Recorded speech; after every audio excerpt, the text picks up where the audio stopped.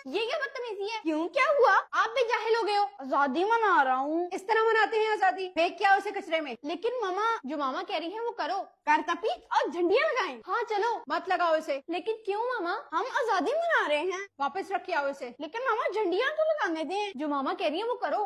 करतपी light लगाने लिए uncle को बुलाया है मैंने। वो क्यों? 14 अगस्त के लिए घर को सजाना नहीं है? नहीं सजाना बेटा, उन्हें वापस भेज दो। लेकिन मामा हम आजादी मना रहे हैं। जो मामा कह रही है वो करो। करतपी आओ आजादी का केक बनाते हैं। ये आइडिया अच्छा है। कोई जरूरत नहीं, वापस रख के आओ अंडे। मामा आजादी मना रहे हैं। जो मामा कह रही है वो करो। हम सारा साल अपने मुल्क को गालियां देते हैं, इस मुल्क से निकल जाने के तरीके ढूंढते हैं। हमारी 2 नंबरियों की वजह से तो दूसरे मुल्कों ने हम पर वीजे भी बैन कर दिए हैं। मुल्क का नाम डबोकर हम किस मुंह से मनाते हैं आजादी? अगर आज ये बात मैं कायदे आजम या अलामा इकबाल का नाम लेकर शुरू करती तो आप कभी ना सुनते। ये हैं हम कि जिन्होंने आजादी में अहम किरदार अदा किया, उनका नाम तक सुनना पसंद नहीं करते।